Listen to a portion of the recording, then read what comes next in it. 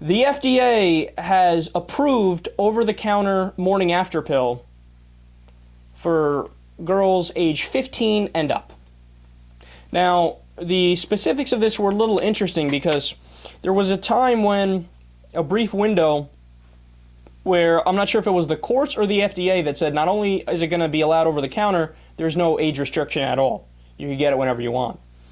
And then I think the Obama administration stepped in and said, no, you need to be 17 or older to buy it. That's what we want to do. And then I'm not sure, again, whether it was the courts or the FDA that responded, no, we'll kind of split the difference here. 15 makes the most sense. So if you're 15 and older, now you can get the morning after pill over the counter. Now, the morning after pill, to me, is one of those things that's just very similar to condoms, if you will. Like, I wouldn't recommend, oh, don't use condoms and just use the morning after pill. It's better to use condoms, obviously, and it's better to use the pill, which should also be allowed over the counter, no questions asked, right? Or, you know, I'm no problem with age restrictions. That's fine. 15, I think, is reasonable. 15 would be reasonable for the pill also, right? But the morning after pills, where if there's an accident and the guy's he goes inside the girl's hoo-hoo and has a little squirty problem-ish thing, you know how that works. I don't need to explain that.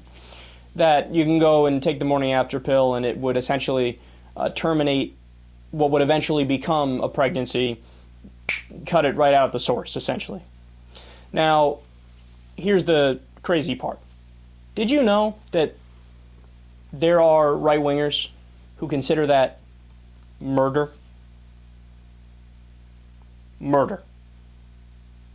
In other words, to use the technical terms here, when there's gametes and then they meet and become a zygote, and then they meet and become an embryo, maybe, and then they eventually go from an embryo to an underdeveloped fetus, then it goes from an underdeveloped fetus to being an actual fetus, and then it becomes a human. They look at the part where it's either a zygote or gametes, and they say, that has constitutional rights. Whatever it is, it's equivalent to a human being. Same as a 34-year-old teacher in Memphis. They have constitutional rights. It's murder if you terminate that. It's very close to saying, like the old joke goes, there's a third person in the room when the guy is erect. No, it's silly. It's nonsense. They realized, by the way, there was a lot of studies done where they were trying to determine, look, does it make sense to make this available, without a prescription? Should we do it over the counter? And basically, there's no side effects to the morning after pill. There are some restrictions where they say you can't take a certain number within a certain time span, yada, yada, yada. But, first of all, who would even need to do that?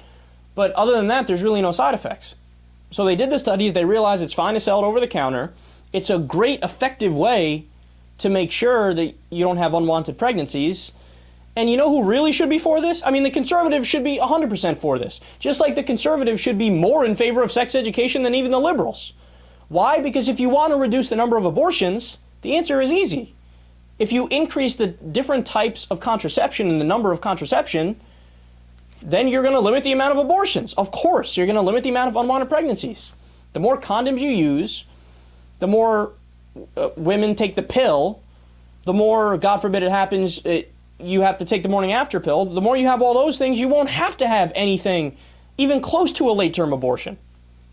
But no, they're contradictory. Their belief system says you can't have sex until marriage, of course, which is what I like to call mission impossible. And your abortion should be illegal, but also condoms should be illegal, and the pill, and the morning after pill, and everything. So in other words, the conservative solution to this is let's pretend like human nature doesn't exist and shove our head in the sand.